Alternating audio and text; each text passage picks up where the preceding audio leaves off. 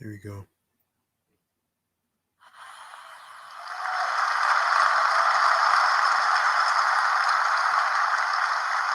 Yo, good evening, everyone from the USA, all over the world, Canada, Long Island, plus the five spots of Brooklyn, Bronx, Manhattan, Staten Island, and Queens. I'm your man, G Money Stacks, aka Lonely Nomad, aka the Gregonator, YouTuber, unstoppable, independent podcaster, host with the most, and rookie podcaster, Queens, New York. And you're now listening and tuning in and rocking with the Meticulous Vibe Juice Podcast Review Show, episode 43. And we are live and direct on StreamYard and YouTube, alongside with Instagram Live, which is IGTV of Meticulous Vibe Juice Podcast. Make sure you guys follow the show's page on Instagram alongside with the other shows. Excellent, fun, vibrant podcast off the Meat Rat Chains New York podcast. I just finished recording episode 103. And myself on the gram, which is G Money Stacks 555 in Queens, New York. And make sure you turn on your notifications so you can see me in action on Instagram Live, which will be featured on IGTV. All right. And speaking of notifications,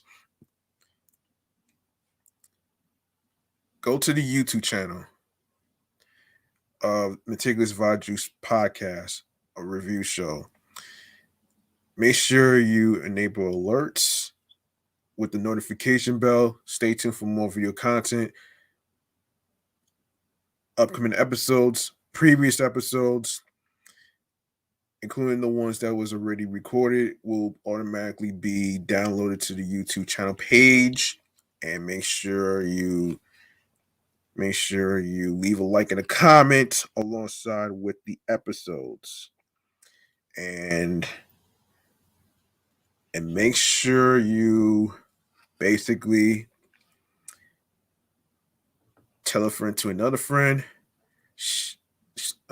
Share the video, share the episodes, and I will get to the audio streaming platforms on the go in a second at the end of the show. All right. Now, how I'm doing mentally, physically, and spiritually, you ask? I'm actually doing all right. Um, Never thought that I was gonna be able to make it to 103 of my other show that I just did. And even though I had to take a little bathroom break and stuff like that, but I think it was worth it. It was worth it. Um, so yeah. So yeah, in today's episode, we're gonna be talking Ghostbusters. Um, including the 1984 one, part two, and of course Afterlife, which I will review. And here we go.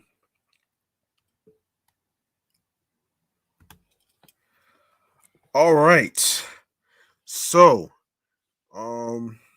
first film. First of all, let me get to this segment right here. First of all, let me get to this segment right here, which is Music Kool-Aid. Sorry about that. Yeah, Music Kool-Aid. Oops, not wrong one. Shoot. Hold on a second, guys. As I'm looking for. There we go. Yes, Music Kool-Aid is what I was looking for. Yes, you guys know what. No, not Music Kool-Aid. I'm sorry.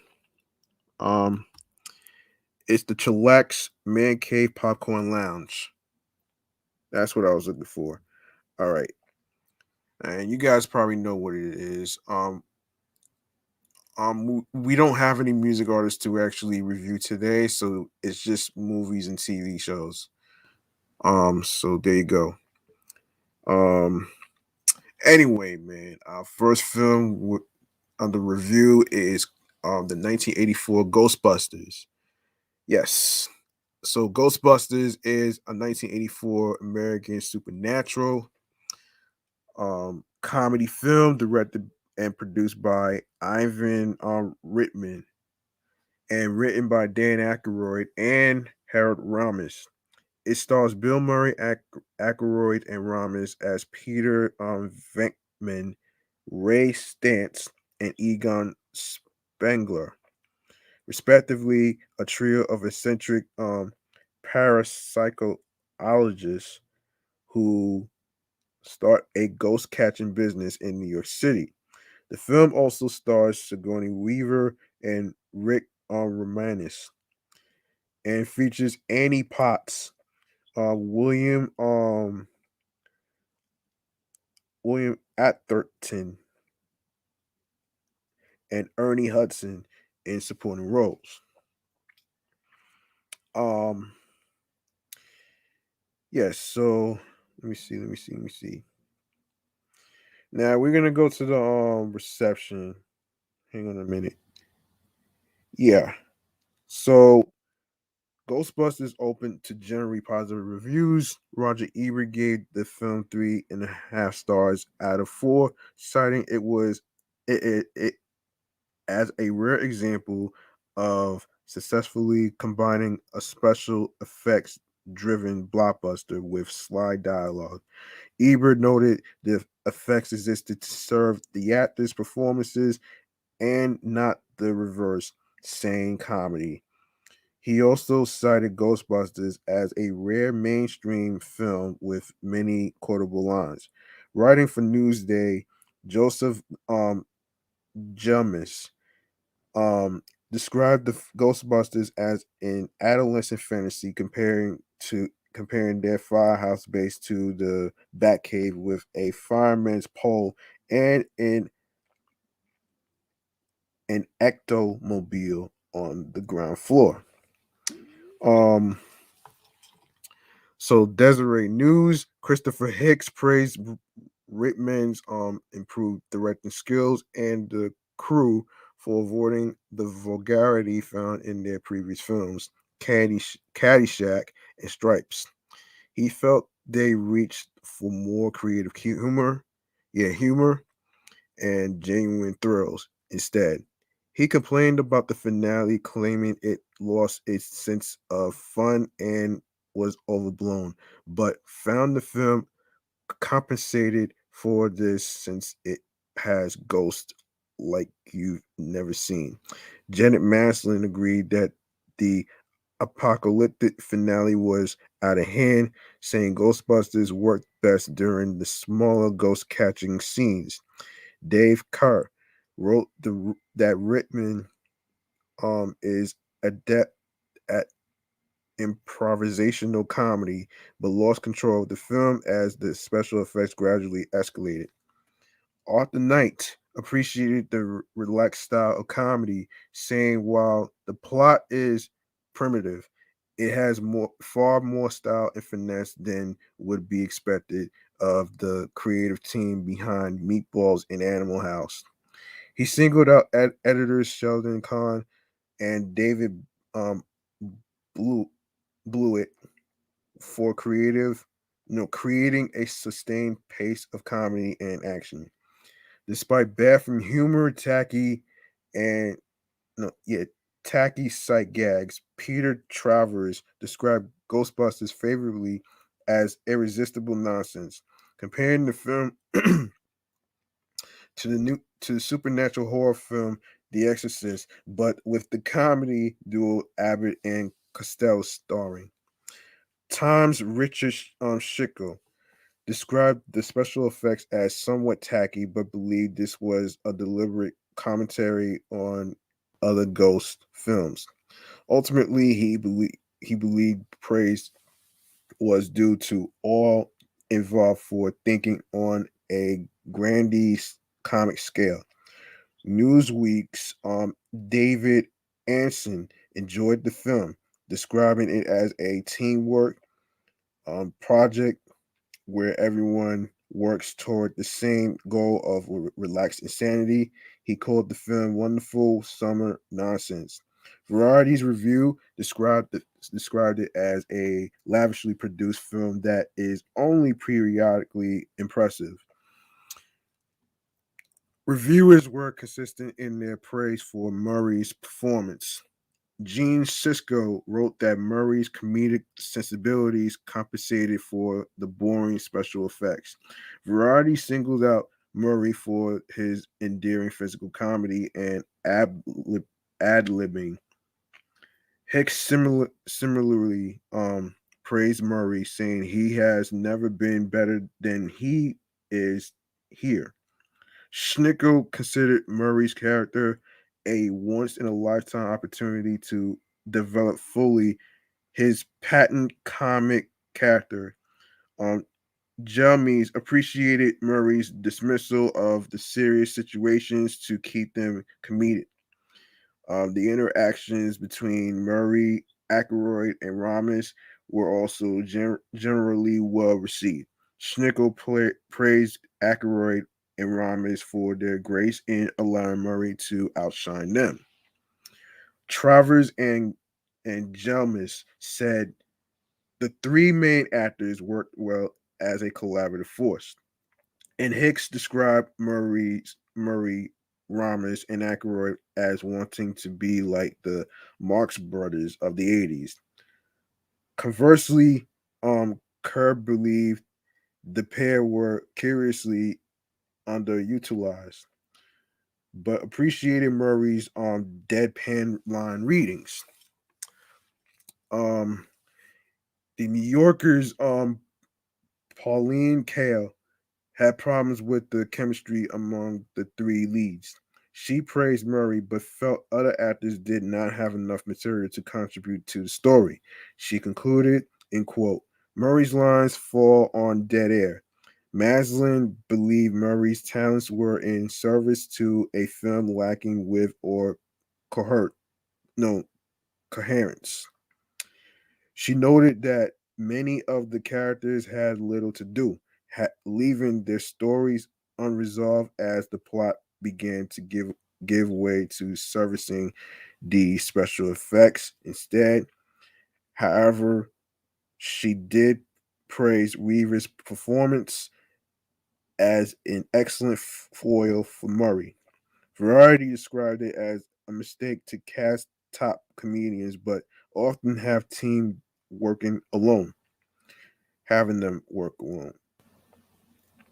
Cisco enjoyed the characters interacting with each other, but was critical of Hudson's late addition to the plot and his lack of development, believing it made him appear as only a token box office lure.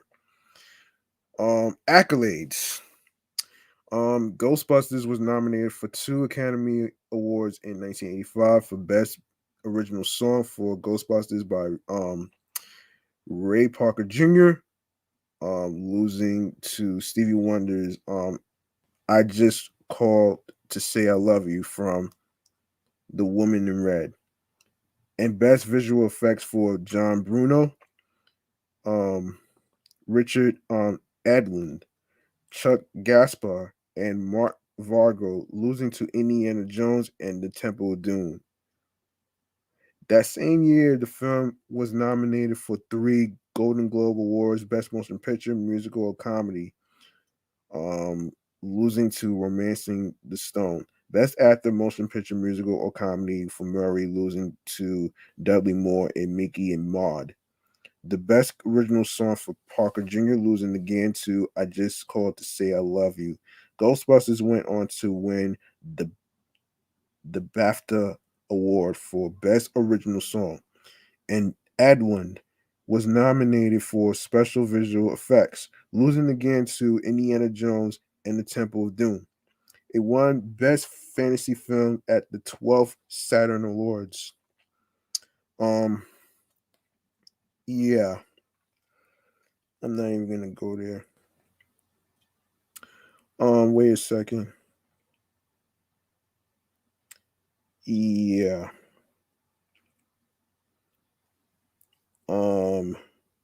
All right. Now I'm not sure about what the legacy is gonna be, but I'm not even gonna really go there on that one. So let's move on to Ghostbusters 2. Okay. Ghostbusters 2 is a 1989 American supernatural comedy film directed and produced by Ivan Reitman and written by Dan Aykroyd and Harold Ramis. The film stars Bill Murray, Dan Aykroyd, Sigourney Weaver, Harold Ramis, Rick Moranis, Ernie Hudson, and Annie Potts. It is the sequel to the 1984 film Ghostbusters and the second film in the Ghostbusters franchise, set 5 years after the events of the first film. The Ghostbusters have been sued and put out of business after the destruction caused during their battle with the Dadi Gozer.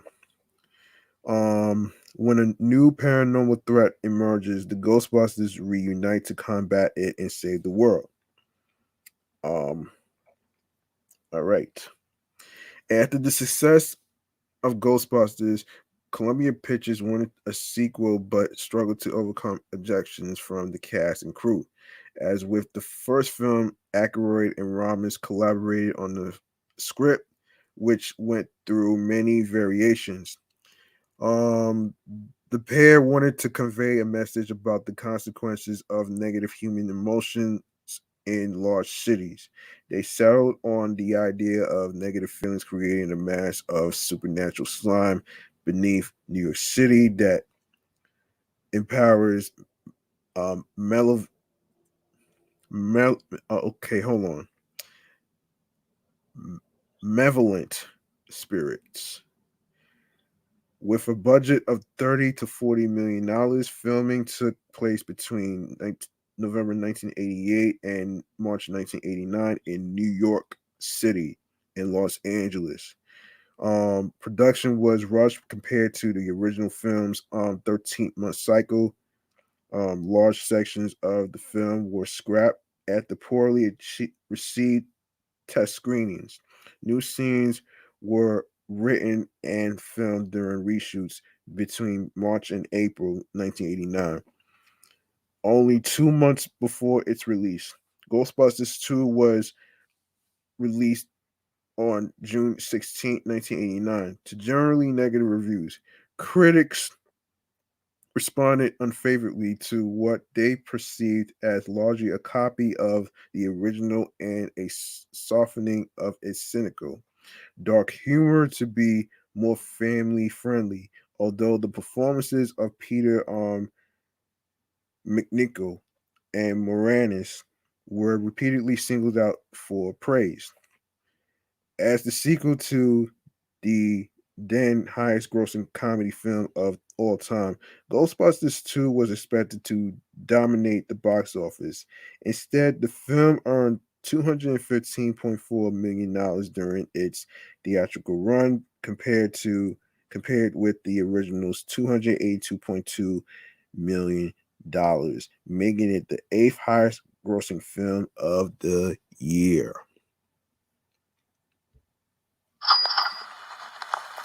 Columbia Pictures deemed it a financial and critical failure, the effect of which this dissuaded dissuaded Murray from participating in the third Ghostbusters film.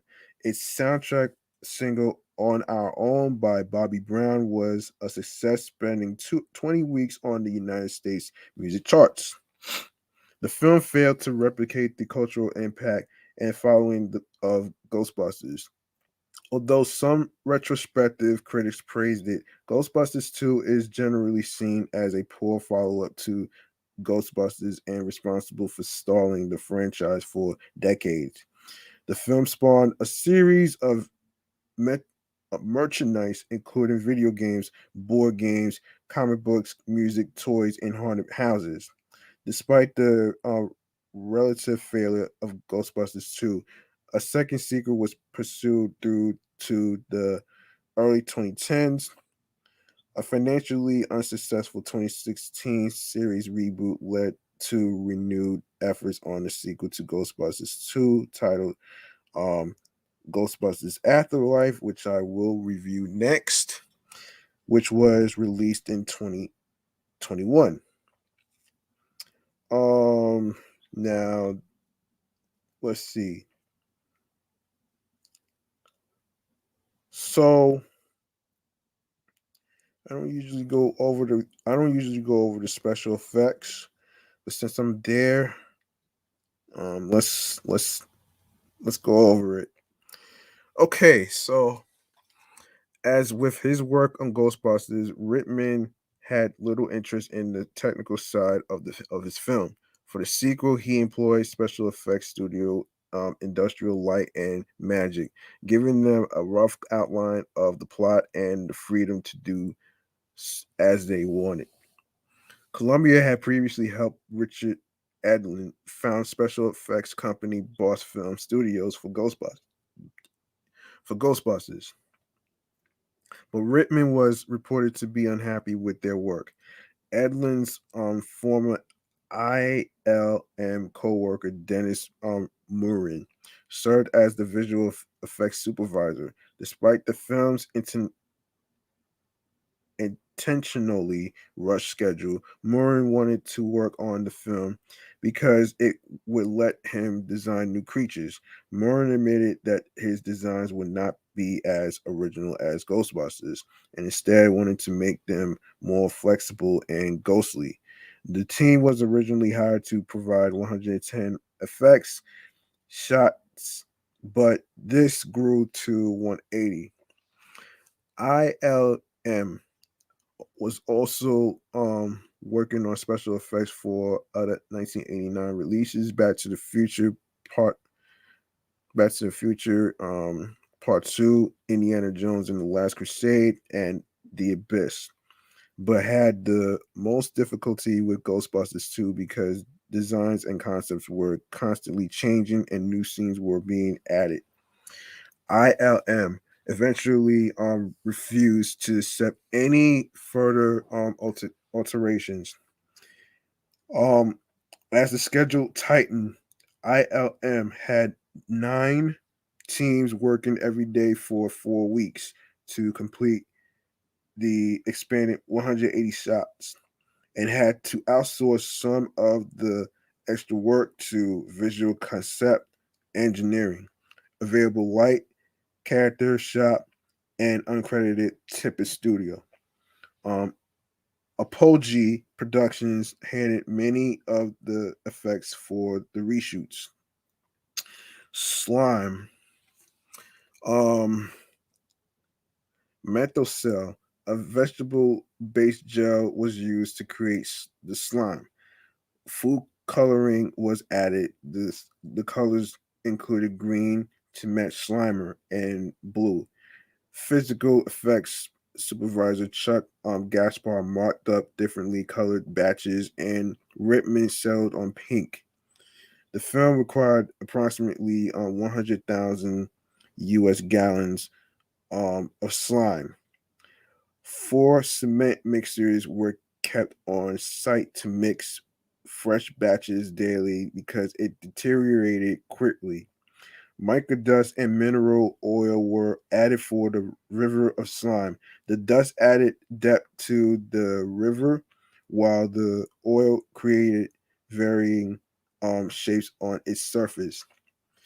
The river of slime in the van housed pneumatic transit pneumatic transit station was a miniature model with the plexiglass trout 1 feet wide and 10 feet long. It operated in a gravity pump and was fed from a large tank 15 feet above it. After reaching the end of the river, the slime fell into another tank from which it was fed back to the upper tank. Air injectors and puppeteered baffles were used to create bubbles and manipulate the slime to flow as though something was moving beneath the surface. Small slime tentacles were created using vinyl covered sticks operated from below. The large tentacle was plastic and was filmed against a blue screen as it fell away from a stand-in's boot. The footage was then played in reverse so the tentacle would appear to be grabbing at Aykroyd. The Van home scene combined the miniature river uh, matte paintings of the station and a practical sets for stairs leading to a tunnel. The scene in which Ackroyd, Ramos, and Hudson fall into the river was considered one of the most difficult effects to achieve. The actors were filmed falling from the Van home set, which was compos- composited, yeah, composited, yes, with the miniature river. Hudson's character being dragged away by the slime's current was filmed against a blue screen so he would appear in the river. His motion in the river had to be animated by hand against the river's natural movements. I'm sorry for the butcher, folks, but I'm just trying to get through this episode. Creative effects. The returning Slimer ghost was redeveloped to be more child friendly, like this popular the real Ghostbusters incarnation. His face, which was controlled with wires and cables in Ghostbusters, was now controlled by servo motors and had a pneumatic jaw. Hold on. Yeah, pneumatic jaw.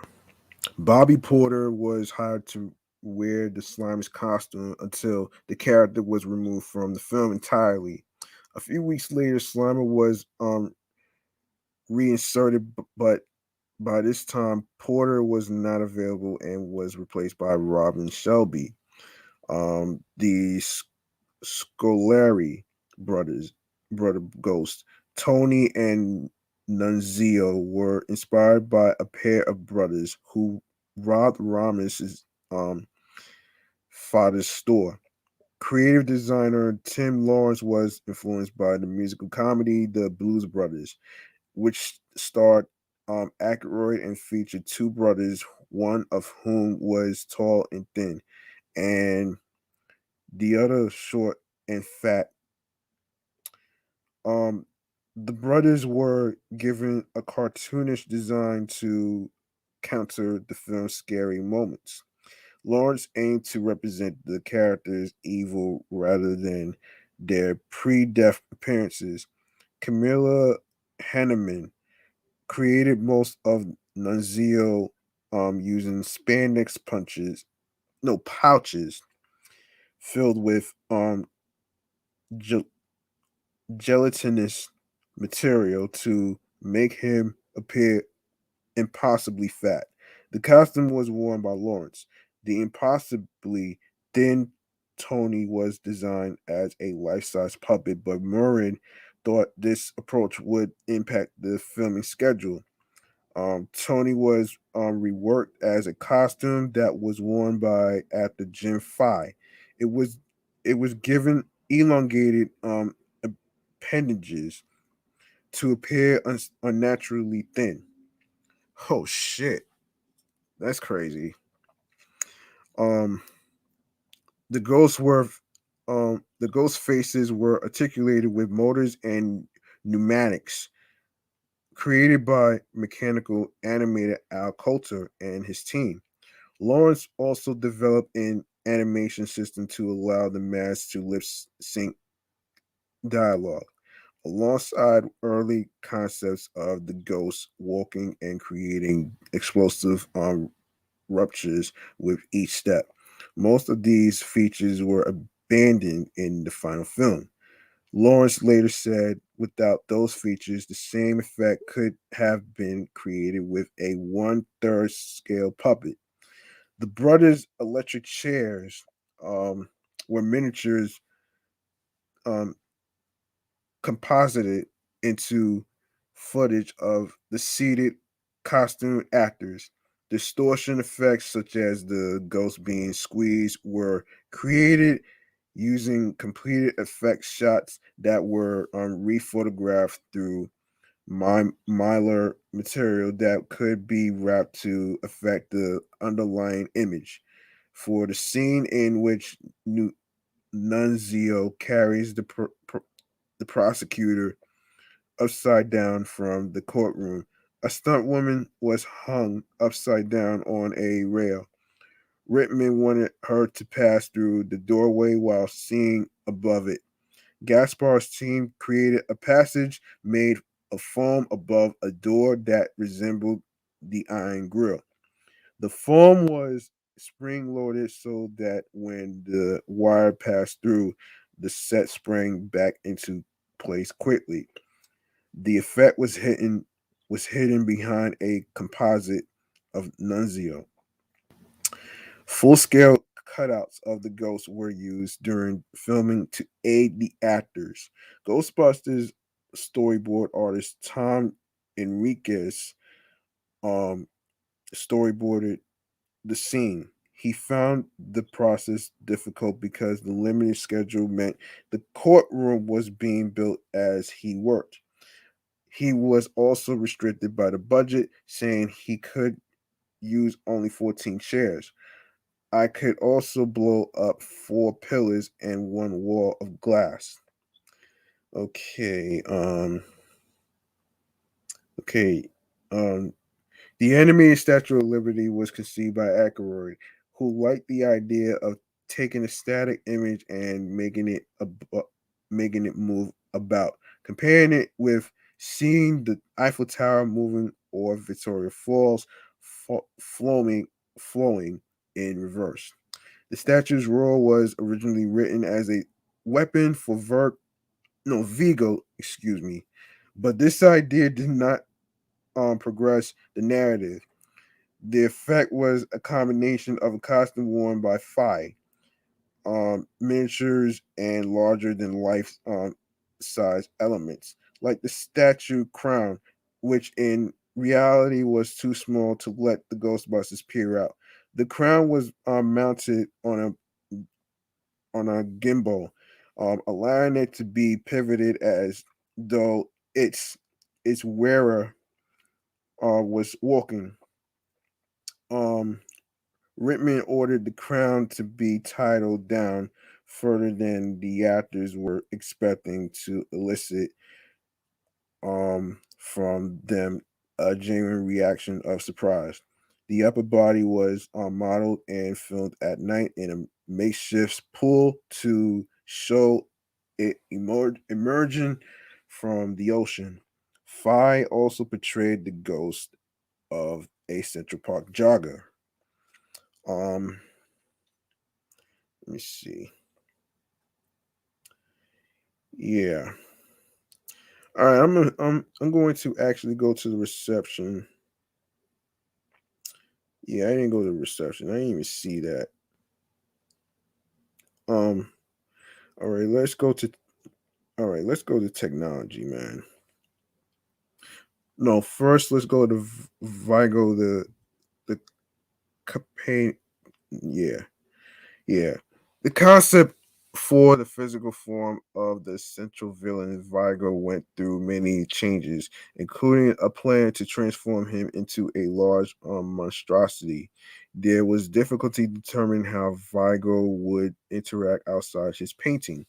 Vigo was intended to have heavier creature makeup, but after von Humberg was cast, his distinctive look meant the extra makeup was largely unnecessary. In 19 early 1989, ILM contacted Glenn Itch, Itchison to develop a painting that could come to life. Itchison specialized in table Ux variants, The use of static sets and stationary actors to create the illusion of a flat painting. While Murray said that his team they could have worked out a way to achieve the desired effect, they did not have enough time and needed to enlist an expert. The aim was to depict what happened to be a painting of Vigo, and that would come to life to shock the audience. I am no, excuse me. ILM spent months producing concepts of the paintings look, but Rittman rejected them for being too similar to Conan the Barbarian. Edgerton and his team researched the look of a 16th century warlord and references the period's painters to match the contemporaneous art styles. Okay, Itchison's team painted a background and individual item, including skies, skulls, and trees on acetate. This allowed Rittman to view combinations quickly. He chose his favorite design in 15 minutes. Local painter Lou Police. Lou Police. Oh man. Oh man. Oh, that shit is funny. Produced a painting from this concept. Rittman approved it, but Itchison realized a painting would not be realistic enough to allow them to switch between it and the actor. Itchison's team decided to create a small set resembling the painting. It had structural elements, including styrofoam skulls, in which von Homburg could stand. Von Homburg's costume and the set were painted by the same team to ensure they had the same texture and blended together. Once the set arrived at ILM, von Homburg was positioned in it wearing full costume, makeup, and prosthetics. Lighting was used to eliminate shadows, creating a flat image. A photograph was then taken and enlarged to be used as the painting. Welsh's department treated the photograph to make it closely resemble an oil painting. Scenes of von Homburg on the set delivering his dialogue and stepping out of the set as if leaving the painting were filmed. According to Itchison, the actor struggled with the action and Rittman did not like the effect. The ending was changed completely, eliminating the living picture concept when Vigo interacts from the painting in the finished film. The image is replaced by von Homburg's disembodied head floating over a miniature river of slime set built from foam by ILM. When leaving the painting, Vigo disappears and materializes into the scene. Another concept had him peel from the canvas, and another had the slime bring other paintings to life to aid him. A molded mask was created to represent his inner evil. It was worn by Harold Weed.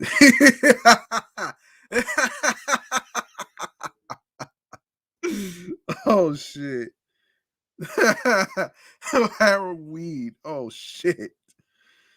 Oh, that's fucking insane, man.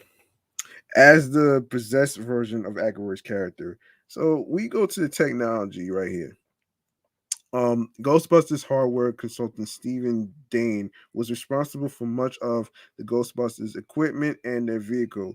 The Ectomobile, he designed new equipment for Ghostbusters 2 in an uncredited role. Dane revised the designs of the proton pack weapons, the Ghost Trap, and the Ectomobile, which became the Ectomobile 1A. Dane designed the new equipment, including the gigameter, the slime scooper, and the slime blower, a large tank connected to a slime spewing nozzle.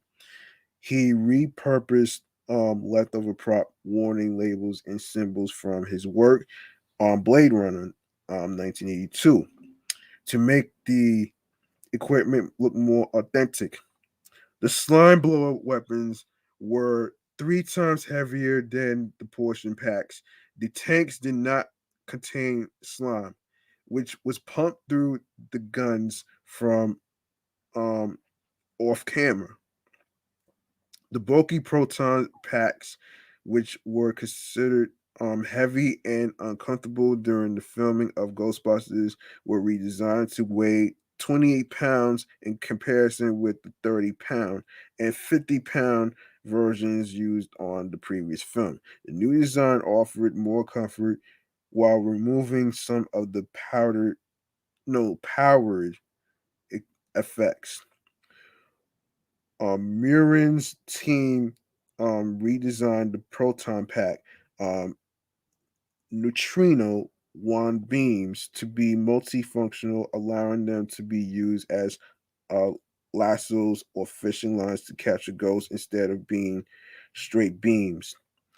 5 remotely controlled baby strollers were used to create the possessed stroller in the film's opening. Motors and drive shafts were concealed with the stroller's chrome body, and brakes that could not that could stop it immediately or slow it gradually were used.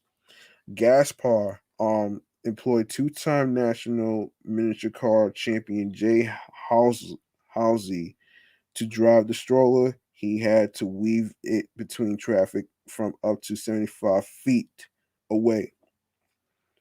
Um, yeah, I don't think there's any awards that they were this is crazy, man. Yeah, I don't think there's any awards and stuff. So let's go to um okay, we're gonna go to hang on a minute here. There's another movie I wanted to actually I'm going to okay, we're gonna review Ghostbusters Afterlife. Just give me a second. Um, yeah. Before I go on, man, let me just say something actually. The reason why I'm not reviewing the 2016 version is because it actually stunk on ice. There was some controversy surrounding the 2016 version, and I didn't want to really I didn't see the movie, by the way, because it had all the women in that cast, which didn't really make it. It didn't make any fucking sense to me, man. To be honest with you, and um, I never really actually um liked it because because the way I see it from when I was watching the cartoon Ghostbusters. Let me just put myself back on. Hold on a second. Um, yeah. So the way I see it is, when I was watching Ghostbusters as I was little, it was mostly men. Um, and for the simple fact that it just went into the fucking crapper. Why in the hell would you cast women in a Ghostbusters movie reboot? Why would you do that? That's fucking insane to me, man. Yeah, that's insane, man. And the reason why and another reason why I'm not gonna review the 2016 version is because why the hell would you fucking mess up the story on the idea of Ghostbusters, man? To even think that somebody in the whole fucking world would actually ask for a Ghostbusters female cast. That's just crazy to me, man. And this shit needs to be flushed, man, for real.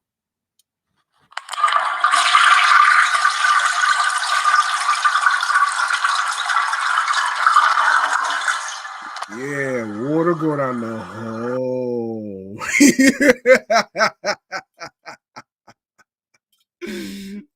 Oh man. Wow. I had to do it, man. Okay, Ghostbusters Afterlife is a 2021 American supernatural comedy film directed by Jason Rittman and written by Rittman and Gil Keenan. It also stars Carrie Coon, Finn Wolfhard.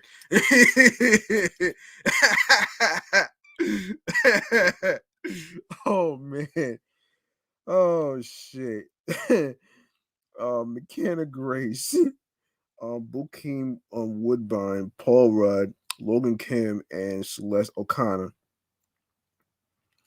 It is the sequel to Ghostbusters 1984 and Ghostbusters 2 1989, and the fourth film in the Ghostbusters franchise, set 32 years after the events of Ghostbusters 2 and Ghostbusters have disbanded and their legacy is mostly forgotten.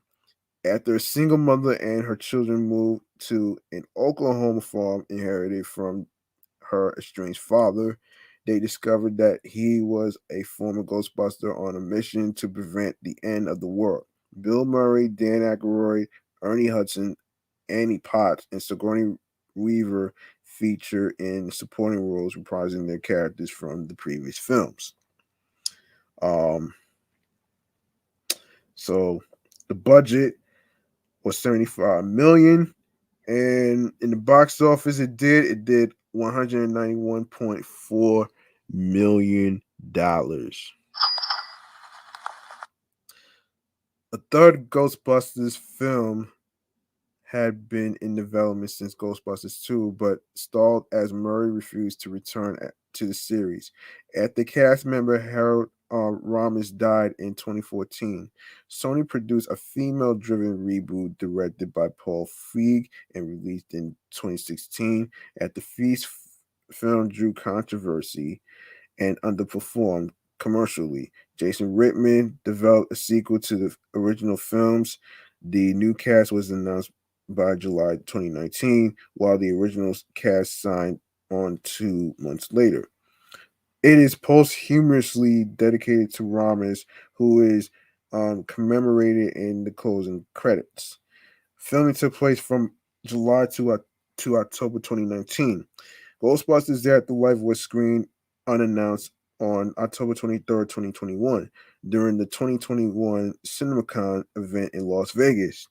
It was released in the United States on November 19, 2021, after being delayed 4 times from an original July 2020 due to 2020 date due to the COVID-19 pandemic, aka Slandemic. The film received mixed to positive reviews from critics who praised the performances, Rittman direction, the tribute to Ramos, and nostalgic tone, but criticized the screenplay and fan service. It has grossed over $191 million worldwide with a production budget of $75 million, which I just discussed. Um, we're gonna go to the reception. Um, on the review aggregator website, Rotten Tomatoes, 62% of 282 reviews are positive, with an average rating of 6.10 out of 10. The website's critical consensus reads Ghostbusters Afterlife crosses the streams between franchise revival and exercise in nostalgia. And this time around, the busting mostly feels good. Metacritic, which uses a weighted average, assigned the film a score of 45 out of 100 based on 47 critics, indicating mixed or average reviews. Audiences polled by CinemaScore gave the film an average grade of A minus on an A plus to F scale, while those at PostTrack gave it an 82% positive score, with 69% saying they would definitely recommend it. Sherry Linden of The Hollywood Reporter described the film's cast as engaging and having the comic beats down, and added they also play more fully fleshed people than the first film offered. reflecting the director's interest in character-driven stories. She also noted some similarities the film had with Stranger Things, The Wizard of Oz, and Close Encounters of the Third Kind. Um, Ollie Richards of Empire gave the film a score of 4 out of 5, describing it as being thoroughly lovely and concluding that it firmly establishes its own new generation while being full of love for the originals. Peter DeBruge of Variety described the film as an unnecessary rather, but enjoyable movie, and added, "The good news for Ghostbusters fans is that Afterlife does nothing to tarnish what has come before." William Bibbiani of The Rat wrote that fans of the original, especially the ones who love finding Easter eggs, will probably be satisfied. Um, but added, in quote, those who enjoyed the 1984 film and who actually wanted a new installment of Ghostbusters to offer something different may be disappointed, but they can probably settle for Afterlife's slick and straightforward formulaic craftsmanship. Craftsmanship. Scott Mendelson of Forbes gave the film a score of 6 out of 10, describing it as a charming and witty, kid centric coming of age fantasy, but criticized its reliance on pandering nostalgic fan service. Kyle Smith of National Review described the film as a winsome, endearing summer movie for November, a cunningly engineered generational bridge. Uh, Guardian critic Charles Bramsco gave it 1 out of 5, finding it lacked the humor uh, of the original Ghostbusters instead instead resembled an Amblin knockoff similar to the TV series Stranger Things. Bremisco um, concluded that it was a nostalgia object drained of personality and fitted into a dully palatable mold, custom made for a fandom that worships everything and respects nothing. Okay, okay. So as of this year of January 22nd, Alliance of Women Film Journalists, the sequel or remake that shouldn't have been made, Ghostbusters Afterlife, Best Visual Effects. No, hold on. Las Vegas Films Critics Society Awards, December 13th, Best Visual Effects, Best Youth in Film, Female, got a nomination. Um, Music City Film Critics Association Awards, January 25th. Young actress McKenna Grace is basically pending right now, so there's no info right now. San Diego Film Critics Society, January 10th, Best Youth Performance, runner up. Sunset Circle, Sunset Circle Awards, December 2nd, 2021, Best Family Film, Ghostbusters Afterlife. Um, McKenna, no, hold on. Yeah, Ghostbusters Afterlife got a nomination. Okay, all right. So, um, we're gonna really okay, so we're gonna go over what is it? Extreme Ghostbusters, right? Give me 1 second. I need to actually see this. Okay, hold on a minute here. Um, wait a minute. Um, all right. Okay, let me go to Hang on a minute. Hold on.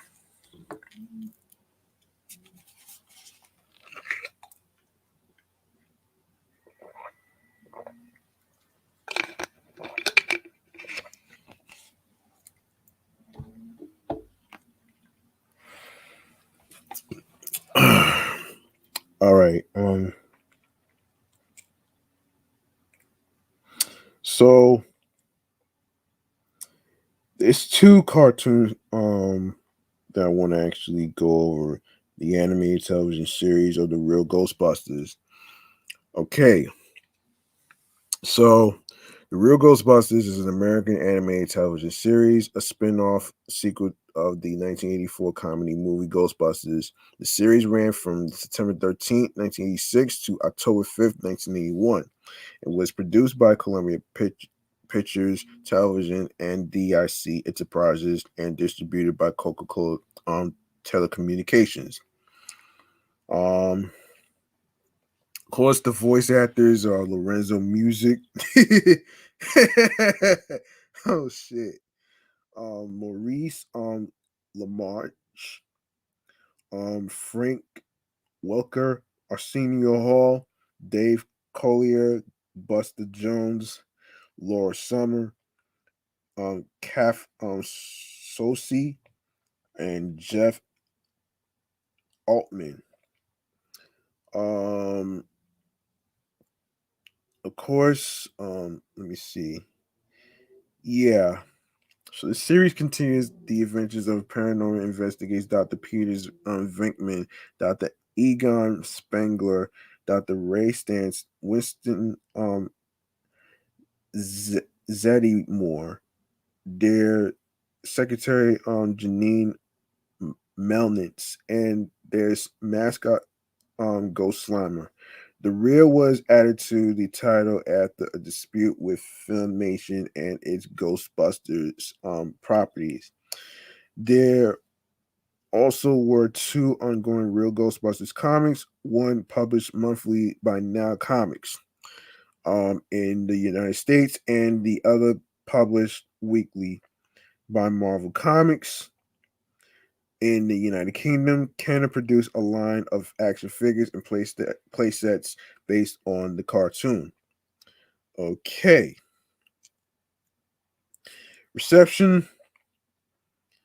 The series received critical acclaim since its premiere. The first season received an approval rating of 100% of review aggregated Rotten Tomatoes based on 5 reviews. Common Sense Media gave the series a 3 out of 5 stars. Writing animated series expands on the beloved 80s comedy, which I will agree on. And we have another one, um, which is Extreme Ghostbusters. Okay, this might be the last one of the review.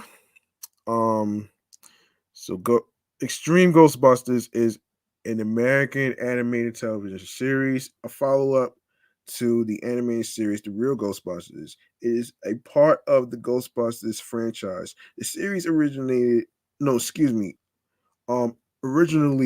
on the syndicated BKN block in 1997 and features a team of younger college level Ghostbusters who are led by veteran Ghostbuster Egon Spengler. In some TV listings, the series was called Ghostbusters Dark. Now we go to the voice actors, which is Tara Strong, Maurice LaMarche, Jason Marston, Pat Music, Alfonso Rivero, Rhino Romano, and Billy West. Um, okay, we go to the reception and legacy. It's kind of weird. In a retrospective of the show, SFX referred to The consensus that any extension of the Ghostbusters brand requires a whole new team of newbies to take on the mantle, and that Extreme Ghostbusters was the first time it was put into practice. The failure of the show, blamed by the showrunners on poor US scheduling and the decline of non educational children's syndication in favor of carriage on networks such as Fox Kids and Kids WB and the cable channels. Of course, broadcast mid morning and slot only suitable for preschools, though some American stations did carry the show between 3 p.m. and 5 p.m. in the after school period. Was seen by SFX as showing the appeal of Ghostbusters was only partially the concept that it's the characters we love above all must be a sobering thought. For anyone charged with rebooting Ghostbusters again, the show was also noted for being aimed at a slightly, excuse me, more adolescent audience with a tougher edge, clearly intended to test the boundaries of child-friendly horror. And the Eduardo Kylie relationship pushed the edges of the ratings. Okay. And honestly, there is already a video game. I didn't even know they made a video game for Ghostbusters. That's crazy. Um, that's crazy, man. So the cartoon series generated a line of action figures released by Trendmasters. The line included Roland, Eduardo, Kylie, and several ghosts, as well as an updated version of Egon Spangler and the Ecto One. Garrett did not um, have a figure released, although collectors have found a prototype figure. Also released was a role playing Proton Pack and Ghost Trap. So the original website still available online, contained a flash tour of the firehouse, character profiles, descriptions of the ghost fort, and a flash game. Some of the character details in the profiles had never made it into an episode. Um, the Spangler's Spirit um guide section contained journal entries by Egon himself about haunted areas and the how to of ghosting. No, excuse me, ghost busting. Two of the entries, the Bermuda Triangle and the Jersey Devil, were topics that showed up in episodes. And the video game part, three video games based on the series were also created: Extreme Ghostbusters for the Game Boy Color, Extreme Ghostbusters Cold Ecto 1 for Game Boy Advance, and Extreme Ghostbusters The Ultimate Invasion for the PlayStation. There are also two PC games: Extreme Ghostbusters Zap the Ghost and Extreme Ghostbusters Creativity Center. Okay. Um Hold on for 1 second. Let me take this drink. So stay with me, folks.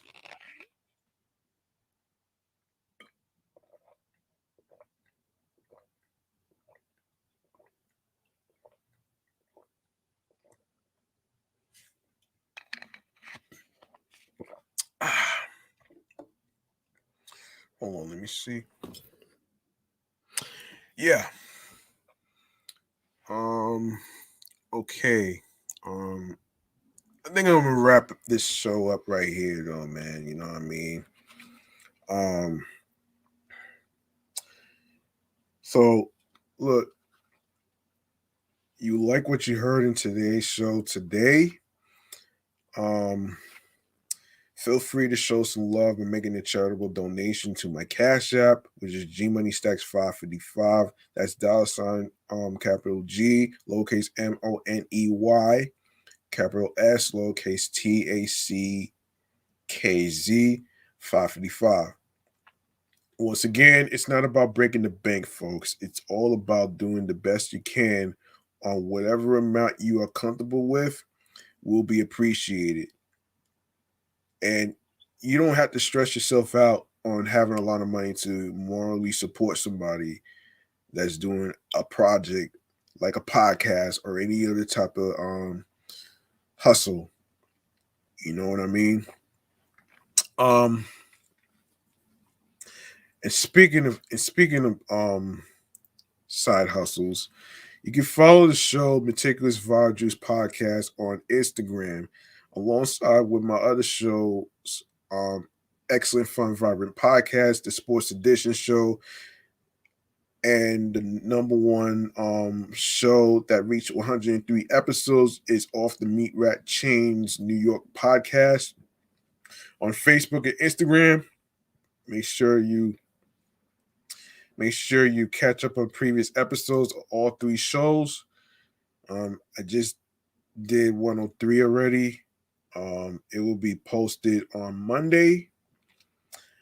And I just did episode 9, which I already posted it already on streaming platforms for Excellent Fun Vibrant Podcast, the Sports Edition show.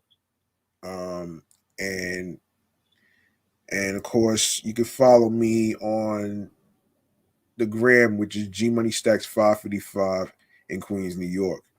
Make sure you turn on your notifications, because you never know when I'm going to go on Instagram Live again, which most likely I will be going on Instagram Live on the Off the Meat Rat Chains New York podcast um, show page. So once again, let me just remind you,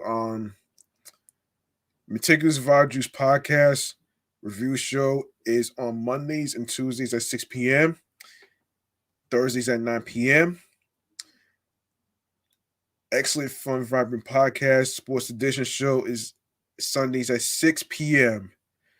And Off the Meat Rack Chains New York podcast is on Wednesdays, Thursdays at 6 p.m. and Saturdays at 10 p.m. All right. So there you go. Make sure you turn your notifications on Instagram for me.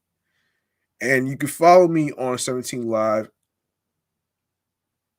at G Money Stacks, Queens, New York. That's 17 Live G Money Stacks, Queens, New York. All right. Um. Now we're gonna go over the streaming platforms on the go. All right. Um. Yeah, we're gonna go over the streaming platforms on the go where you can listen to the show. So give me 1 second. Give me 1 second. Um. Hang on.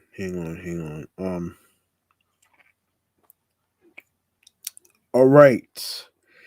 So make sure you subscribe to all the streaming platforms that I am about to mention. Now, when you are on the Instagram show page on Meticulous Vibe Juice Podcast, which is where I'm recording from, make sure you actually be able to um, go to the link in the bio where it says Linktree/Meticulous Vibe Juice Podcast. So as I go over, we're going to go to um we're going to go to where you could actually um we're going to go over where you could actually listen to, which is Anchor, Audible, Audacity, Amazon Music, Breaker, Castbox FM, Deezer, Listen Notes, Moon FM Podcast, the newly added addition to the streaming platform, Player FM, Pocket Cast, Podfriend, Podopolo, Podorama, Podcast Index, Podcast Addict, Podchaser, Reason FM, and Spotify. Don't forget to um leave a 5-star rating on Podchaser, Podfriend, and Spotify. Spotify just added a way where you could actually give a rating to it. that's for the listeners, you know what I mean? Um so yeah. So yeah, so we are also on Stitcher. We are on TuneIn Radio, Google Podcasts. Don't forget to listen to Meticulous Vibe Juice Podcast Review Show on Radio Public. We are on iHeartRadio, the number one app for music, radio, and podcasts. And last but not least, the YouTube. And on the YouTube, you go ahead and subscribe to the YouTube channel and make sure you enable alerts with the notification bell. And be sure that you stay tuned for more video content, upcoming episodes, previous episodes that was already recorded that will automatically be posted to the YouTube channel page. And basically, make sure you download your favorite episodes. Make sure you leave a like and a comment. On top of that, share the videos, share the episodes. Um, Tell a friend to another friend. Make sure you share the podcast along with audio streaming platforms with your friends. And the link that says Linktree/Meticulous Vibe Juice Podcast. All right. And listen, like I always say at the end of the show, make sure you take care of one another. Be mindful of the people that you're being around with during the slamdemic, especially when it comes to mental health. Make sure you reach out to your loved ones, including the people like your wives, your husbands, your friends, your boyfriends and girlfriends. Those individuals might be fine on the outside, but on the inside, they are not. So, what you want to do is basically make sure that you reach out to them and to show some compassion. Make sure you actually make sure you show compassion. Make sure you show empathy as well, because that's important as well. You know what I mean? And for the most part, you want to make sure that you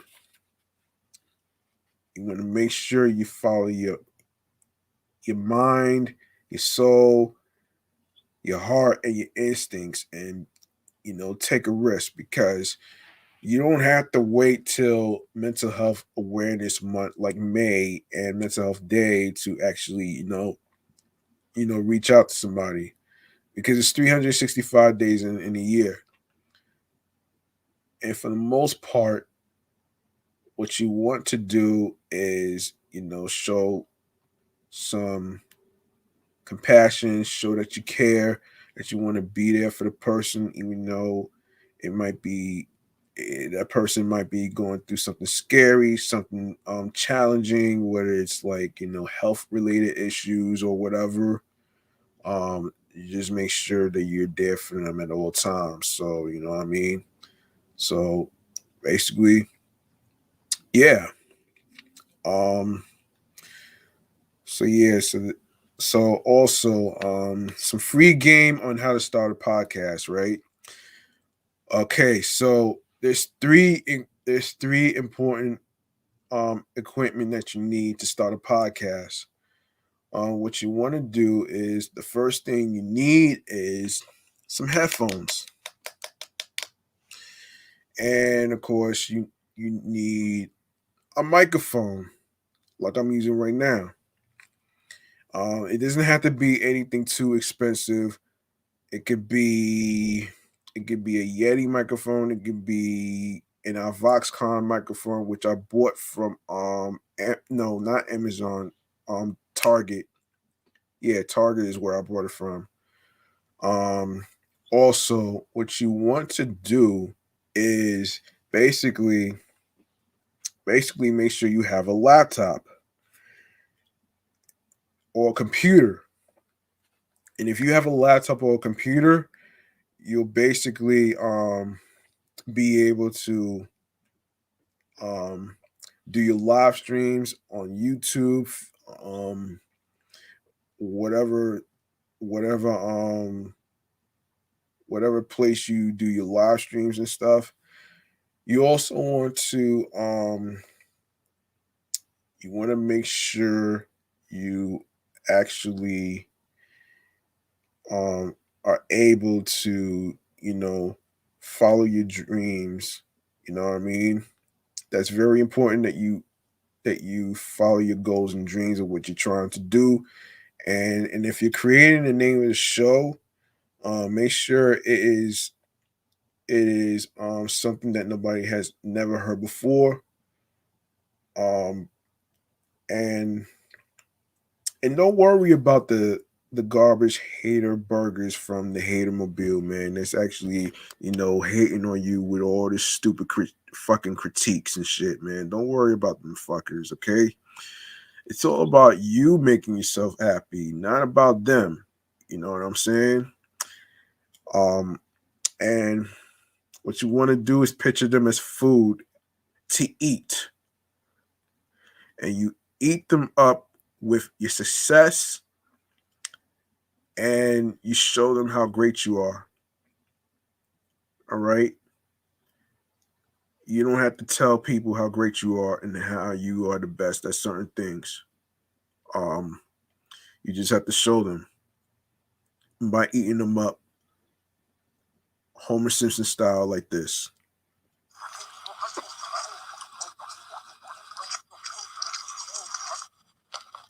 So yeah. Um, also, some free game on the software that I am using. I'm using a software called StreamYard, which connects to my YouTube channel. And it is a software that allows you to create talking points through creating banners, like for segments, whether it's for talking points. You have you have of course, the name of the show that you see on your screen right here, and the banners scrolling across your screen where you can follow the show, where you can reach me, and all that other stuff. In case you guys need a little guidance and help on how to start a podcast in terms of equipment and all that other stuff. So, you know, it's all about inspiring people and giving people motivation on on how to not give up on your goals and dreams. You know what I'm saying? And I feel like, you know even though I feel like a mentor, I actually was helping somebody a couple weeks ago, and she has a show called You Are Glowing Podcast, and you guys can make sure you actually check that show out, which is by Cindy, aka Pink Rice, and Coco. Make sure you check them out on Spotify. Of course, Anchor. There's iHeartRadio and other streaming platforms wherever you get your podcast and shit. So you know what I mean. Make sure you follow. Make sure you follow them. Follow You Are Glowing Podcast on Instagram, and of course, you know that's gonna do it for me, man. I'm G Money Stacks. Thank you so much for tuning in and rocking with me on episode 43. Um, I will see you on the next episode. Make sure you be careful and be mindful of the people you're being around with, whether you are in vans, taxis, subways, LARR, Metro North, the buses, or whatever state you're living in. Make sure you be mindful of the people you surround yourself with, especially those who are basically idiots who don't want to wear face covers, which I'm not going to get into. Um, so yeah, I'm gonna be out of here, man. Make sure you have your hand sanitizer. Make sure you have your water with soap. Make sure you have your water and Gatorade for electrolytes for energy and strength. Um, and yeah, and by the way, my favorite quote is about not it's not about people's opinions. It's about your actions that matters. All right. You matter mentally, physically, and spiritually. All right. Remember that. I'm G Money Stacks clocking out. Thank you for watching and listening. I appreciate every single one of you that's tuning in from all over the world. Queens, certain parts of New York, certain parts of the USA, a little bit of Canada. Trying to get through all these places and stuff. So anyway, um, peace and one love, and I'll see you next time on the next episode of Meticulous Juice podcast review show. And you guys enjoy your night.